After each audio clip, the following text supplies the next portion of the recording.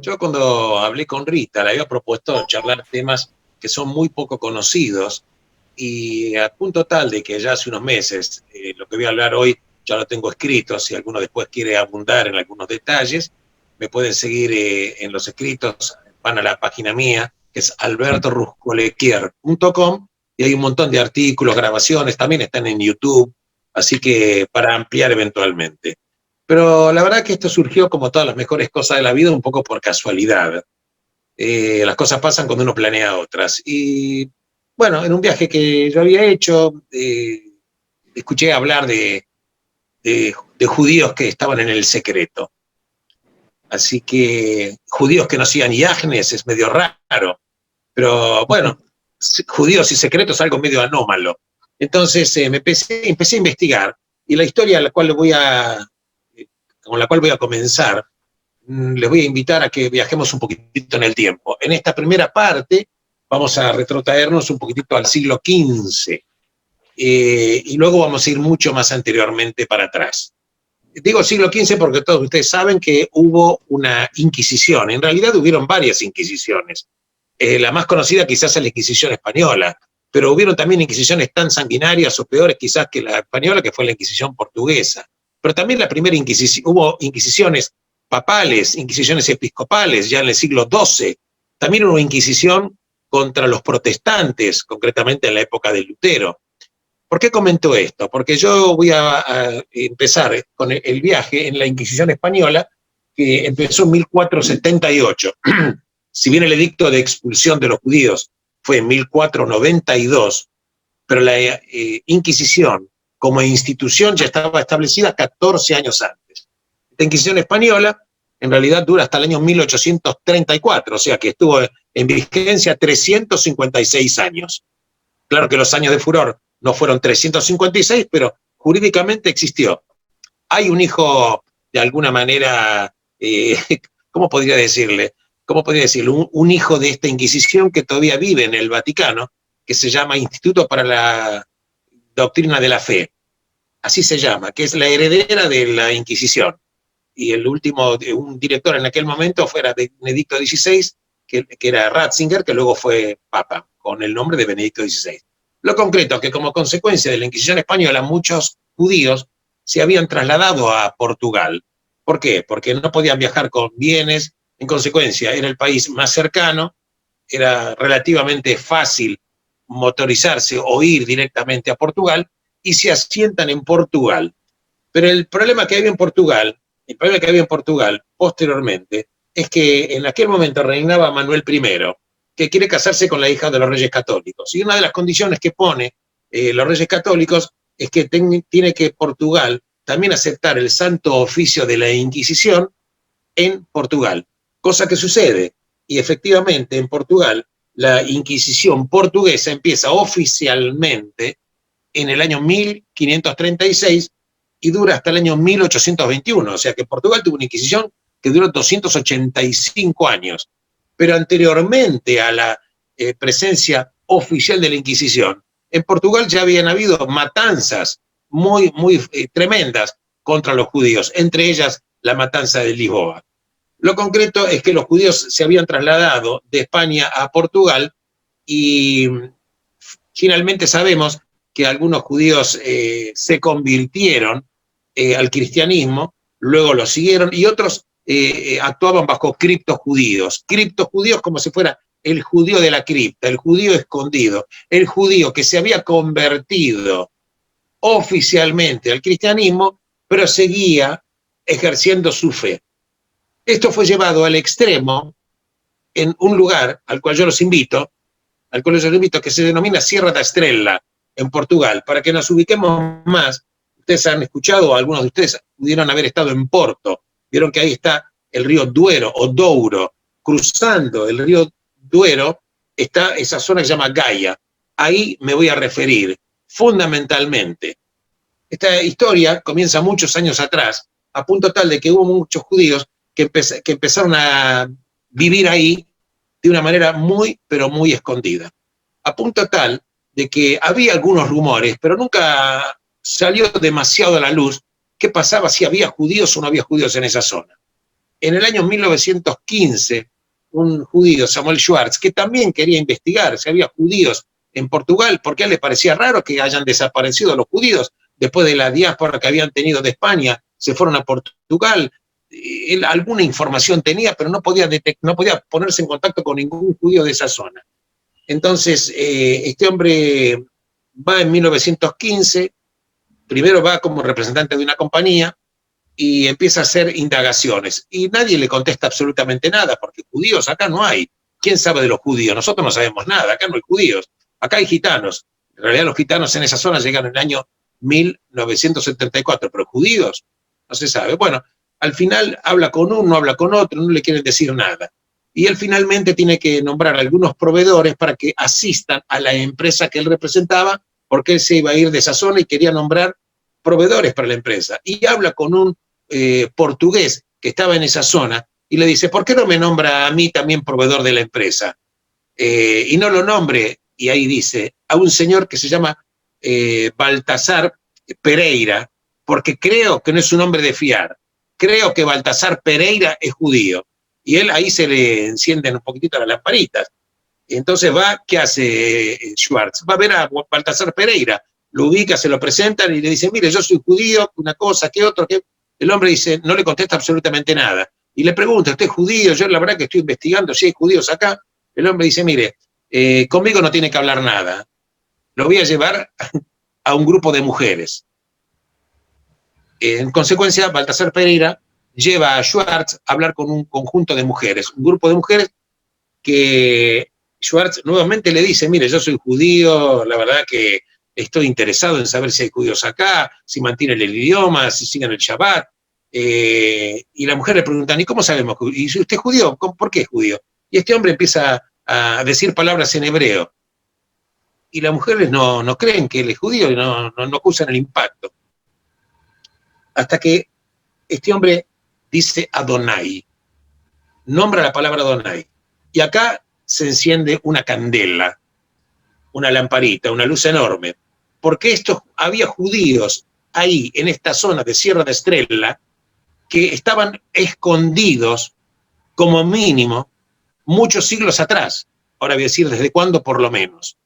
Pero ellos, cuando vino posteriormente la Inquisición y no querían ser perseguidos, no le contaban a nadie que eran judíos. A nadie. A nadie. Incluso hacían ritos católicos. Se bautizaban.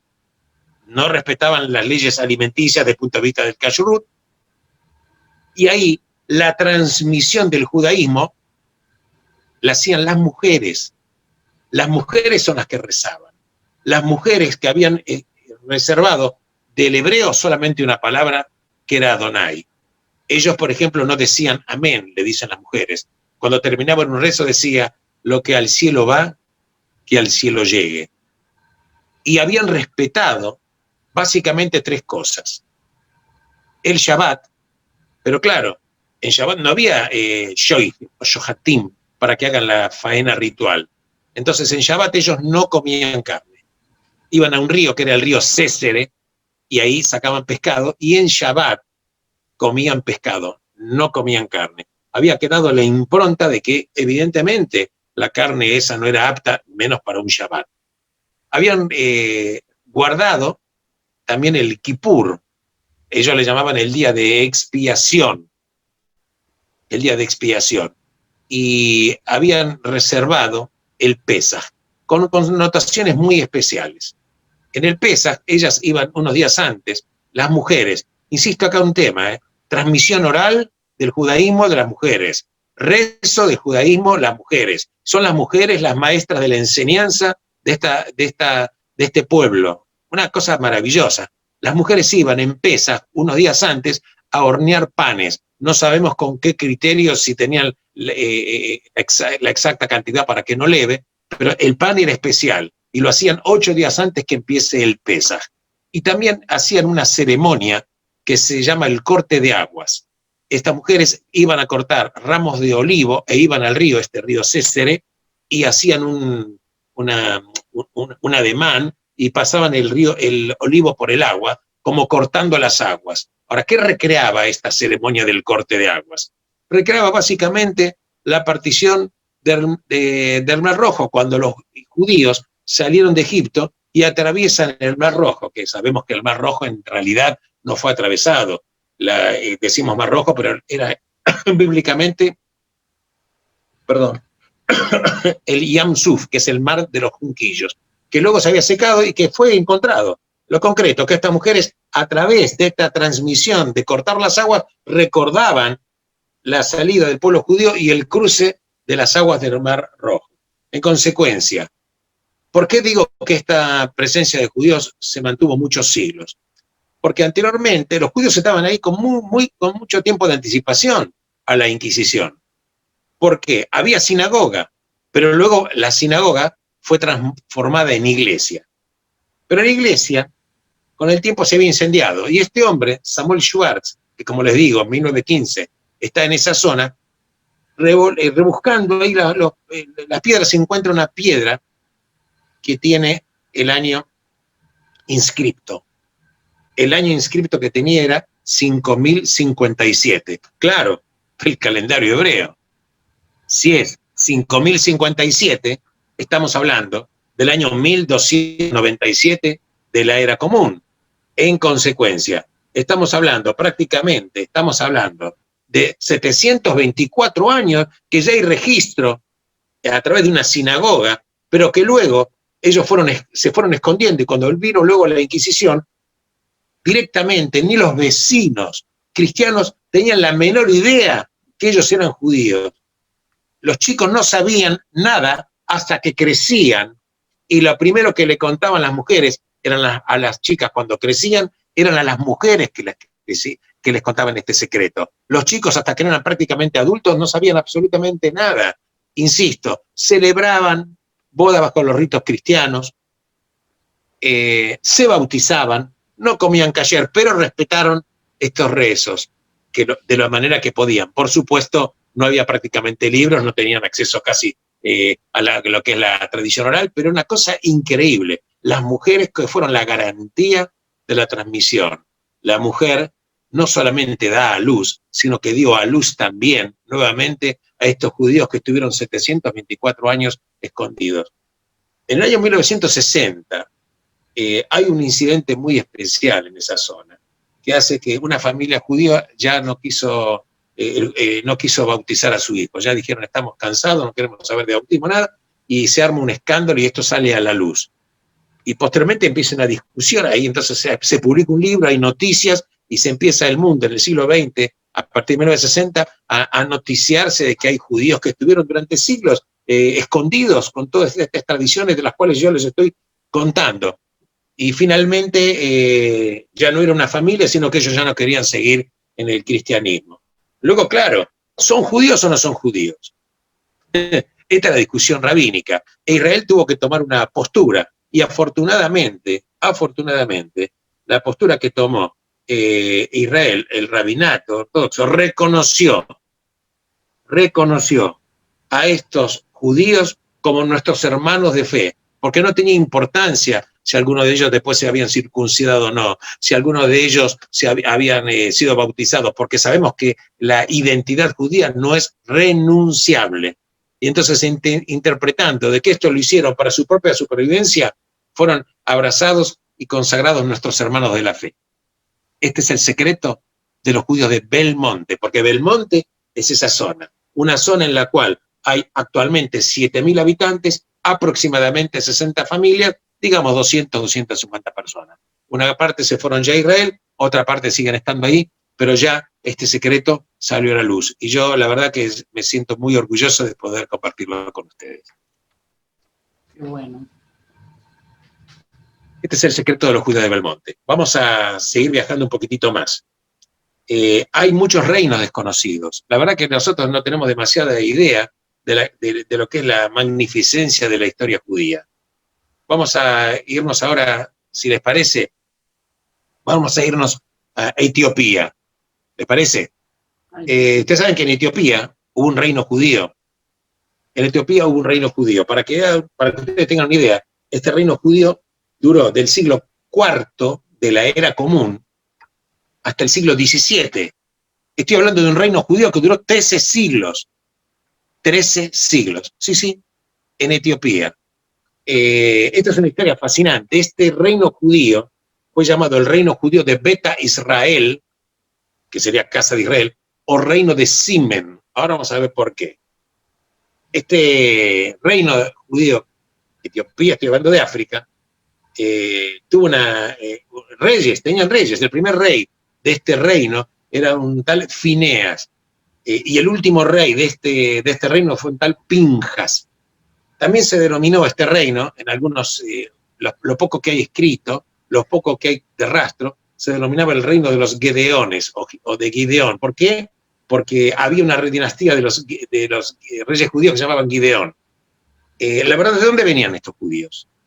¿Cómo aparecieron en Etiopía? Bueno, hay tres teorías. La primera era que los judíos de Etiopía, muy probablemente, son claro que judíos, ahora vamos a ver por qué, son totalmente judíos, que fueron, que salieron de Egipto junto con Moisés, fueron liberados por Moisés, perteneciente a la tribu de Dan,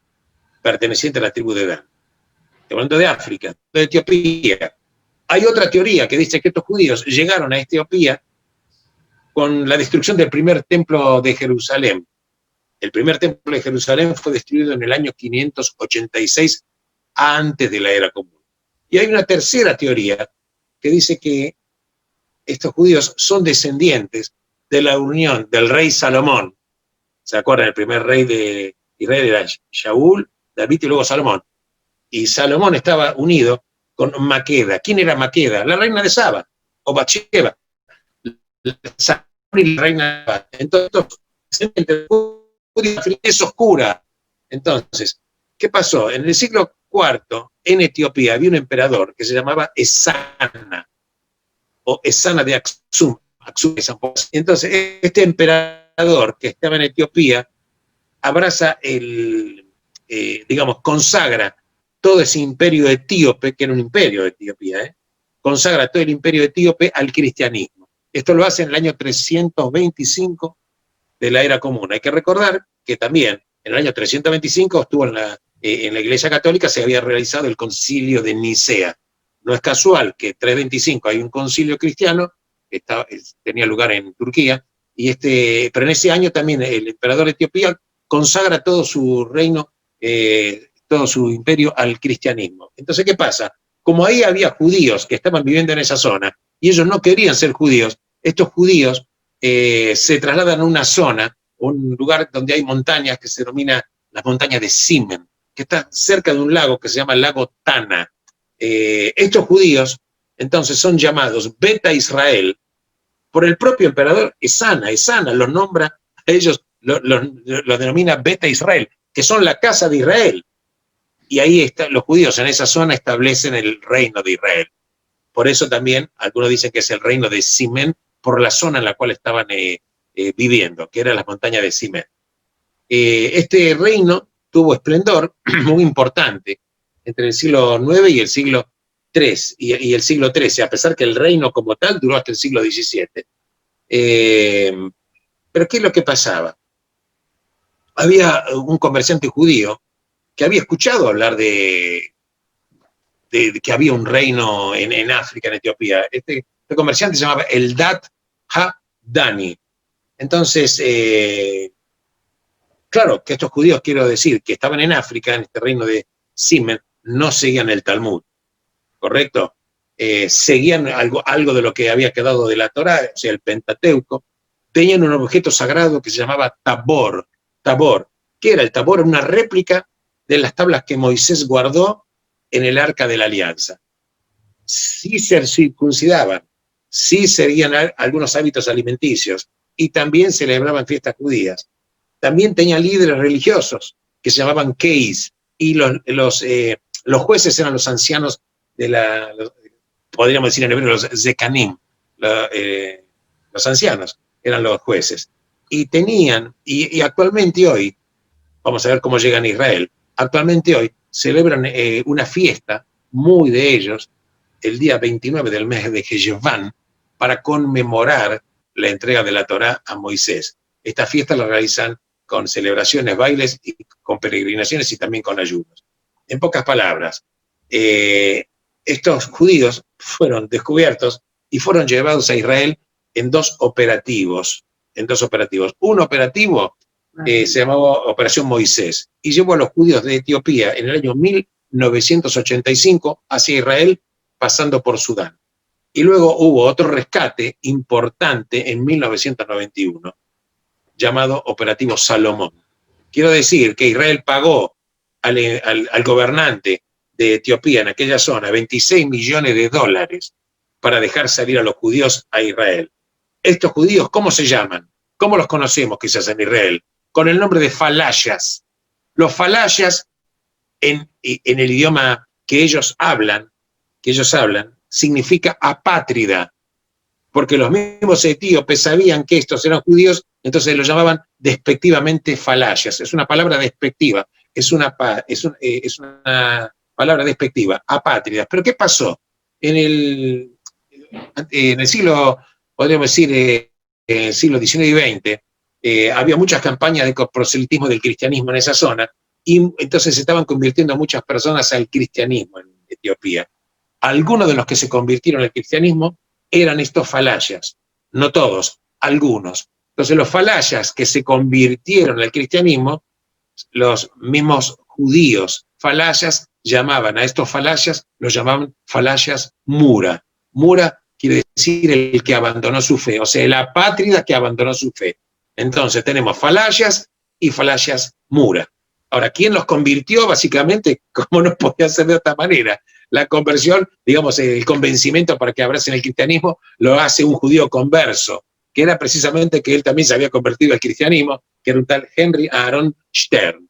Ahora bien, ellos llegan a Israel, entonces había que tener un pronunciamiento. ¿Son judíos los falayas o no son judíos? Y los judíos falayas, si fueran judíos, ¿y qué hacemos con los falayas mura? Que son los falayas que luego se habían convertido al cristianismo. Y acá quiero decir que hubo un pronunciamiento del gran rabino sefaradí de Israel, Obedia Yosef, que en el año 2002 decretó que los falayas mura deben ser considerados judíos, porque algunos posiblemente se convirtieron al cristianismo en contra de su propia voluntad, y el judaísmo es irrenunciable. Entonces, tanto los falayas como los falayas muras que están en Israel tienen el pronunciamiento rabínico totalmente ortodoxo, que son nuestros hermanos de la fe. Todavía en Etiopía quedan aproximadamente 10.000 judíos falayas, y en septiembre, hace 2 meses, el gobierno de Israel aparentemente estaría invirtiendo 51 millones de dólares para repatriar como último viaje de rescate a los 10.000 falayas que todavía quedan en Etiopía. Así que estoy hablando de algo increíble, estoy hablando de un reino judío de 13 siglos, porque la verdad, un poco parafraseando como Tolstoy decía, que el judío representa el emblema de la eternidad, porque ni la masacre, ni la tortura, ni la Inquisición pudo borrar al judío de la faz de la tierra, porque el judío fue el primero en que presentó los oráculos de Dios, el judío fue el que habló en una completa soledad con Dios, y fue el guardián de la profecía eterna, el guardián del mensaje de Dios, y este mensaje lo transmitió al resto del mundo, porque una nación así jamás puede ser destruida, porque el judío es eterno, como es la eternidad misma.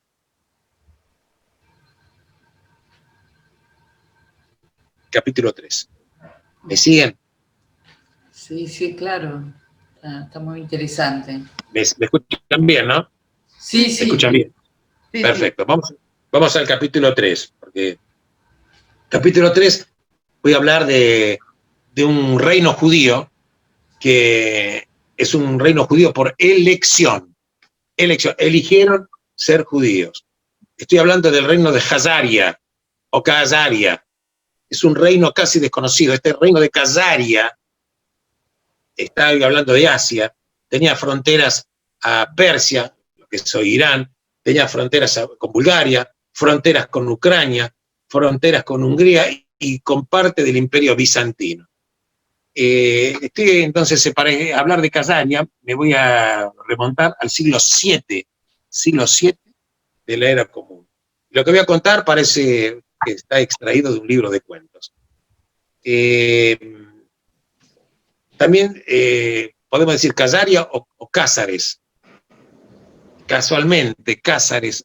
Yo, por ejemplo, quiero comentar que tengo un íntimo amigo cuyo apellido es Cázares, que es descendiente de los cázaros, cázaros. Concretamente, este es un pueblo que había en Asia Central, era un pueblo que tenía origen turco-mongol. Y tenía una capital, la capital de este reino era Khazaria, era Itil. Estaba a orillas del mar Caspio, para que nosotros nos hemos ubicado. Había un rey, claro que como todo reino tenía un rey, que se llamaba Bulan. Y entonces este rey quiere adoptar alguna de las religiones monoteístas. Ya en el siglo VII ya había aparecido el Islam. Recordemos que el Islam es del siglo VII.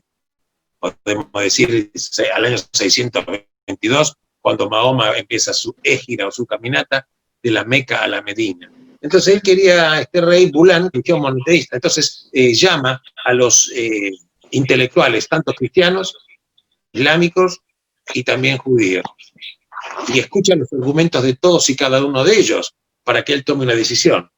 Luego de escucharlos, toma una decisión y elige convertirse al judaísmo y que todo su reinado se convierta al judaísmo. Primero, dicen algunos historiadores, que la clase alta se convirtió, pero posteriormente lo hicieron todos. O sea, todo este reino decidió ser judío por elección.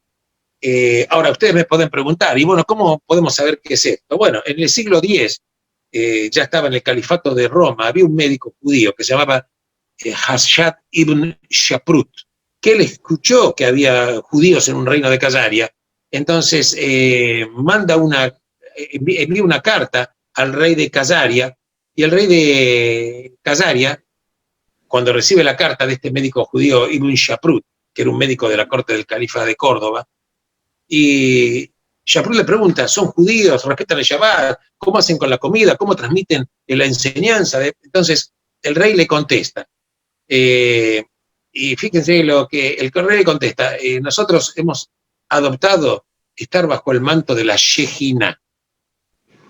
Y le cuenta, confirmándole, ya esto es del siglo X, que el primer rey que decidió ser judío era Bulan. Luego habla de un rey que se llamaba Abdías, que construyeron sinagogas, y que el nombre de él, que está contestando la carta, el rey actual de Khazaria, siglo X, es Yosef ben Aarón. Yosef ben Aarón, o José ben Aarón. Y el padre de él dice, sí, mi papá era Aarón, por eso yo soy ben Aarón. Somos Cúsaris.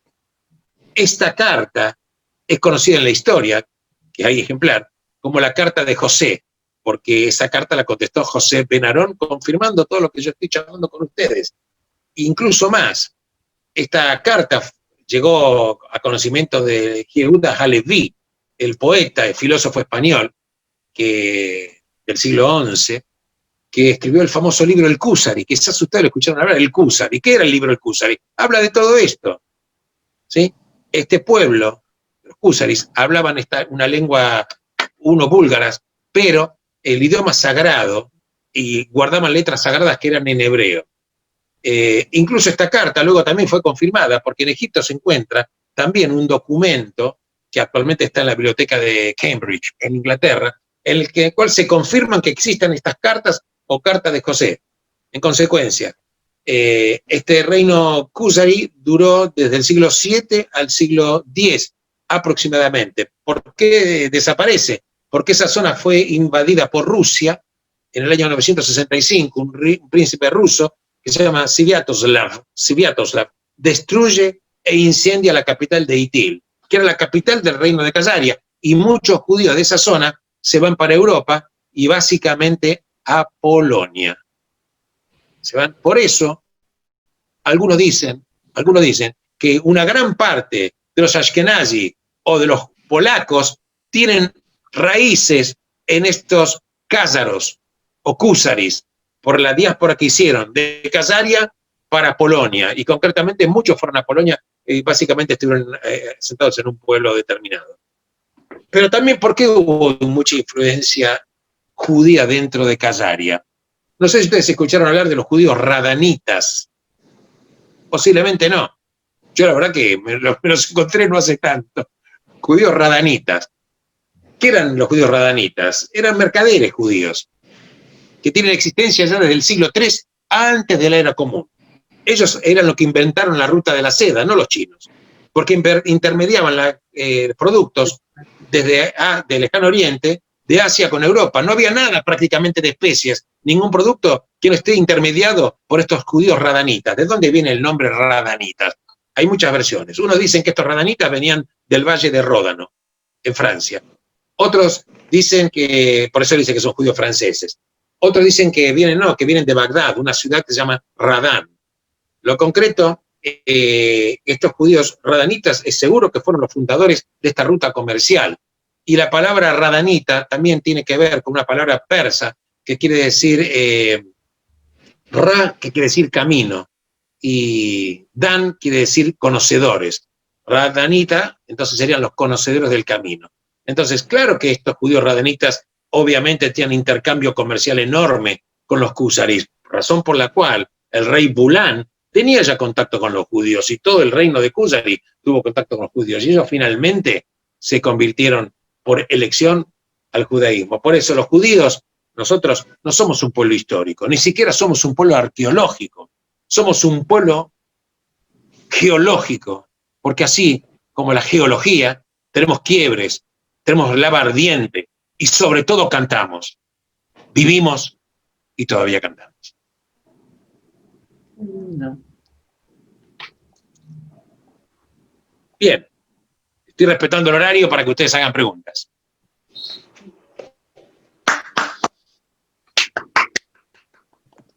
Un aplauso. No. Ayer que levantó una mano, yo vi a Julio, sí. A Julio. La verdad, muy contento de haber escuchado esto. Y le quería preguntar a Roscolequier, ¿por qué no nombró a Haile Selassie, que era el rey de Judá en Etiopía? En realidad, este Selassie creo que fuera el que estaba pidiendo el rescate, como yo dije que tuvieron que pagar un rescate para poder sacar a los judíos. Ah, tuve que pagar un rescate. ¿Correcto? Este Haile Selassie, ese es el que, para hacer su propio poder político, pidió el rescate de los judíos. Y el gobierno de Israel pagó 26 millones de dólares. Mira. Vos sabés que... Y por supuesto, porque estamos hablando de Etiopía, que no es un lugar de democracia precisamente, ¿no? Pero bueno, es lo que hay. La verdad es que prácticamente casi cuando uno pone el dedo en cualquier país, cualquier lugar del mundo, hay un rastro judío. Es más, le voy a decir, que no da el tiempo para hablar, que en Arabia Saudita y Yemen hubo un reino judío también. En parte de Arabia Saudita y Yemen, que se llama... es un reino judío que... Pero un poquitito que estoy un poquitito adelantado. Este reino judío tomaba parte de Arabia Saudita y parte del Yemen. Ese reino de Imyar, que podría relacionarse con la palabra Yemen o Imyair, y que tuvo una presencia de 120 años en la zona del Yemen y Arabia Saudita. ¿Okay? O sea que no hay zona en la cual no hubo, pero lo que sí es interesante saber que no solamente que fue una presencia importante, sino que estuvieron armados como reinados, con reyes, con dinastías, con costumbres, y trataron de salvar el legado y la enseñanza a través del tiempo. Esto es algo que es prácticamente único. Esto es prácticamente único. ¿No es así? Incluso el reino de judío, este reino judío que había en Yemen y Arabia Saudita, que es el reino de Himyar, ¿no es así? Incluso estoy hablando de aproximadamente del año 390 de la era común. Entonces, ellos se habían convertido también al judaísmo. Ellos hablaban un idioma puntual que era el sabeano, pero incluso había palabras que los arqueólogos, lo poco que se sabe de este reino de Imyar, que había palabras que, por ejemplo, que fueron descifradas que cuando se refieren a Dios, utilizan la palabra Rahmaná, que tiene que ver con Rahmanú, el misericordioso, y también utilizaban la palabra amén. Así que cuando estoy hablando de este reino, estoy hablando del siglo IV, casi al final, hasta el primer cuarto del siglo VI.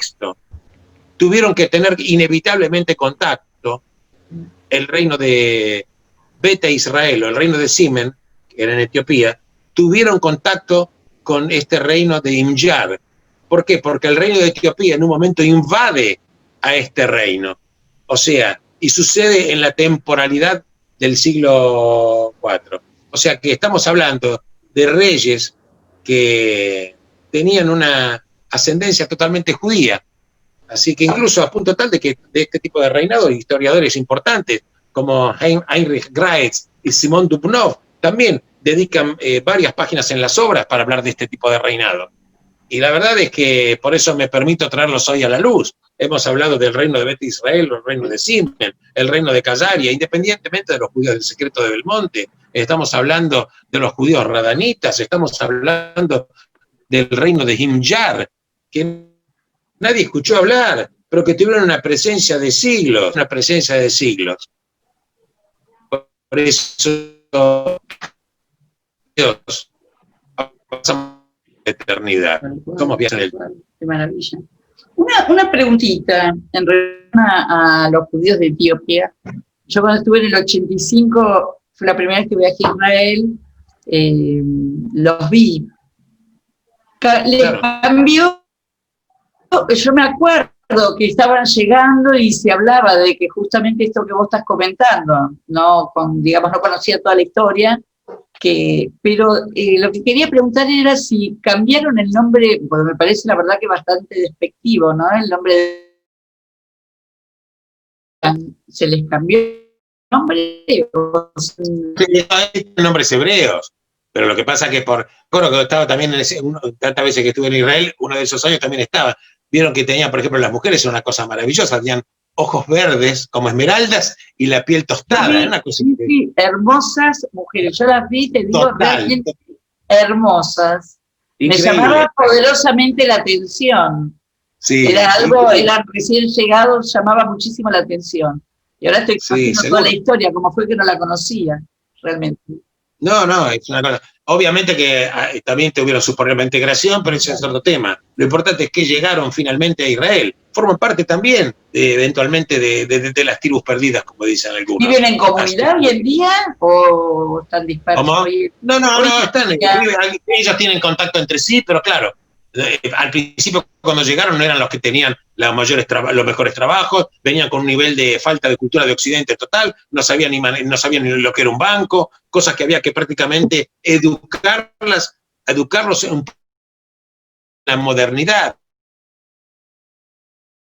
Ellos vinieron prácticamente no tenían idea de lo que era Occidente, por eso las grandes dificultades de adaptación, de los cuales el idioma era el menos importante. Claro. Todo el resto dice lo que sabían, lo que no sabían.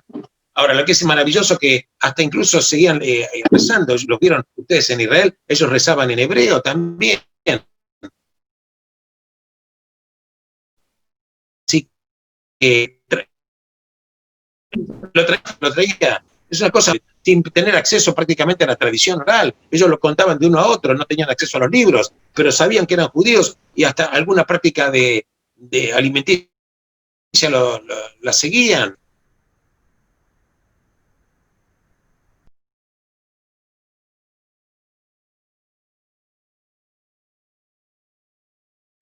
Pregunto, ¿no es un milagro el pueblo judío en sí mismo?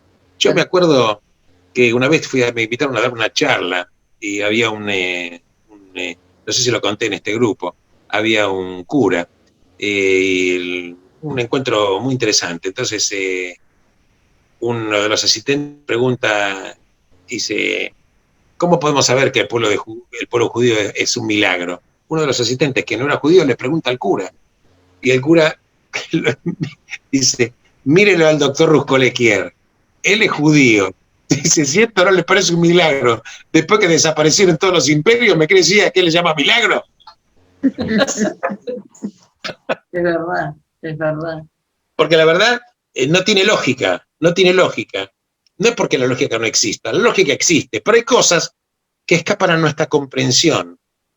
Hay cosas que escapan a nuestra comprensión. Nosotros somos testigos y somos el testimonio de Har Sinai, somos el testimonio de este 6 del mes de Sivan, del año 2448, del calendario hebreo, en el cual el cielo bajó a la tierra para acercarnos los secretos del cielo.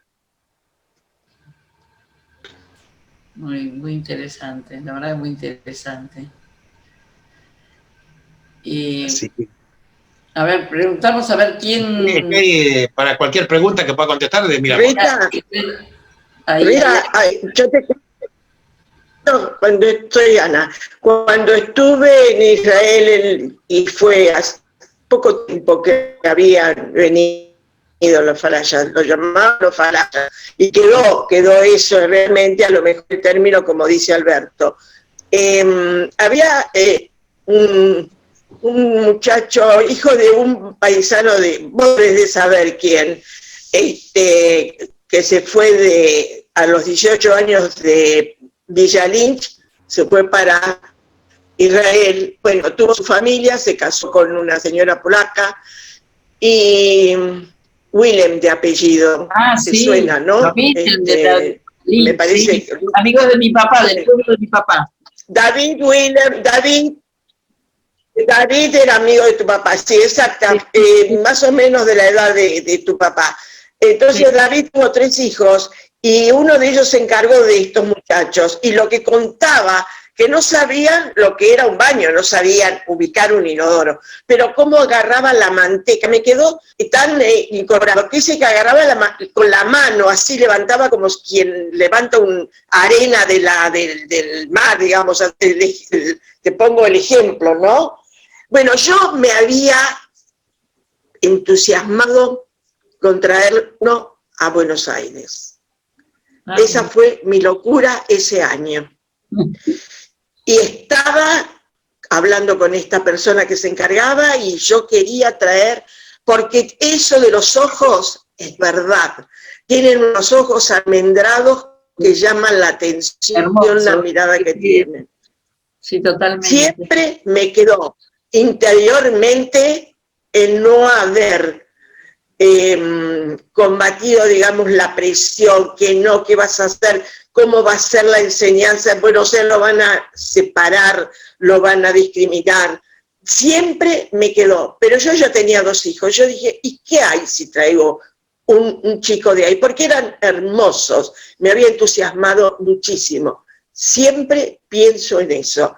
Qué bien hubiera hecho. A lo mejor fue mejor que queden en Israel. Creo que le hizo un positivo a Israel y no acá a la Argentina, ¿no? Esa persona que habrá crecido, seguramente que habrá sido un buen soldado y todo lo demás. Pero esa es la experiencia que tuve con ellos.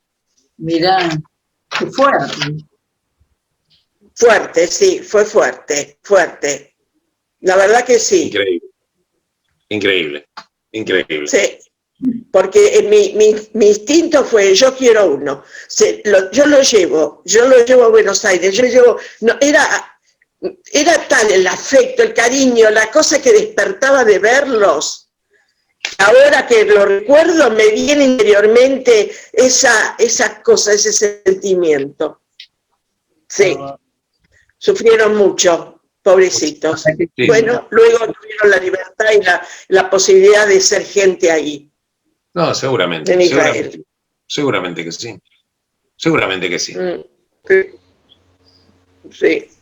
¿Alguien más levantó la mano? Vos levantaste la mano. Sí, Julio. Le aviso. Saltando de un continente a otro, ¿qué se sabe si no es una secta, una tribu de esos peruanos que emigraron a Israel, que dicen ser judíos? Mira, aparentemente parece que es más un Bubenmeinze que otra cosa. No hay escritos, no hay documentación, Parece más una cuestión de deseos que otra cosa. Más de secta que de pertenencia al pueblo. Gracias. No, por favor. Mira. En Palma de Mallorca, pregunto, ¿también hubo? Sí. En realidad en Palma de Mallorca existe lo que se denomina los judíos chuetas. Ah, eso, algo había escuchado cuando estuve. Los judíos chuetas, la palabra chueta, cuando estás hablando en realidad se lo llaman los judíos mallorquinos, porque precisamente, como bien decís vos, vienen de esa zona. Ahora, ¿de dónde viene la palabra chueta? Aparentemente en catalán podría ser que chueta es una deformación de jouet, que quiere decir cerdo. También hay una sinonimia con la pronunciación judío, jouet, pero lo concreto es que lo llaman los chuetas. Actualmente, ¿cómo llegan a ser los judíos chuetas? No todos los judíos que pueden vivir en Palmas, en Mallorca, son judíos chuetas, no todos. Los chuetas son un grupo de los judíos que están de la isla de Mallorca, y procede de tener algunos de los 15 apellidos judíos considerados como criptojudíos. ¿Qué pasó? Cuando la Inquisición estaba en España en aquel momento, había apresado a varios judíos que tenían diferentes apellidos, en total eran 15. Los hicieron desfilar por Palma de Mallorca, luego les hicieron el auto de fe y los quemaron. ¿Sabe que los hacían desfilar con el San Benito, que era una prenda infamante de color verde? Luego le sacaron los quemaron en la hoguera. Y entonces guardaron y escribieron en las paredes de una iglesia ahí en Palma de Mallorca el nombre de estas personas. No todos los judíos de Mallorca son mallorquinos, ¿ok? Esta comunidad mallorquina se remonta a los tiempos romanos, ¿ok? Insisto, son 15 apellidos.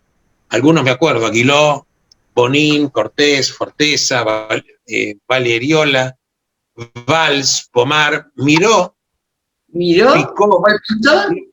No, Piró, el apellido Miró era judío, era un judío mallorquino. Estos son seguros.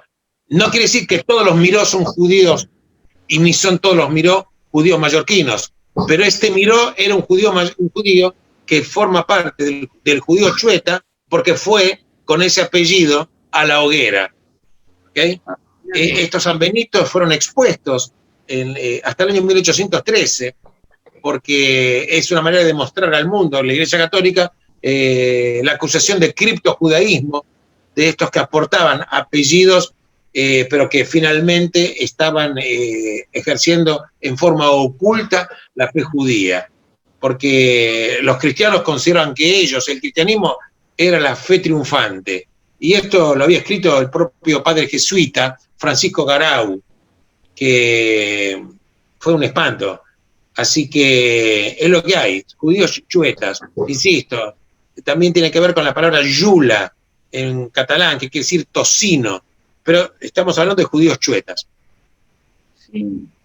Vi, no creo que era la catedral, me quedé pensando, me llamó la atención, del lado de afuera, arriba, un Magún David. Entonces me quedé, por eso digo, te pregunté, porque digo, acá debe haber alguna historia.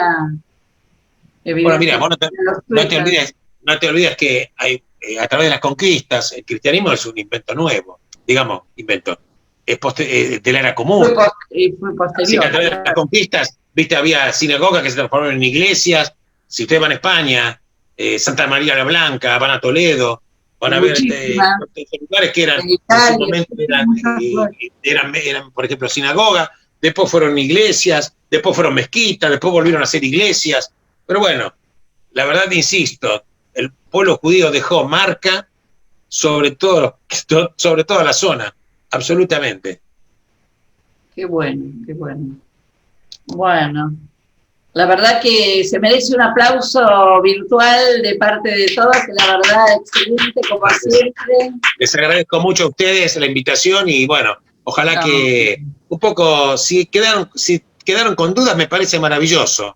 Dudar es la única manera de aprender. Agradezco muchísimo Sí. tu participación y que además cuando te llamé, lo voy a decir, y aceptó ad honor en darnos la charla, pero ni lo dudó, así que la verdad que muchísimas gracias. Gracias a ustedes, chicos. Chao. Shabbat Shalom. Con Fernando, fuerza. Shalom. Shalom. la pasada.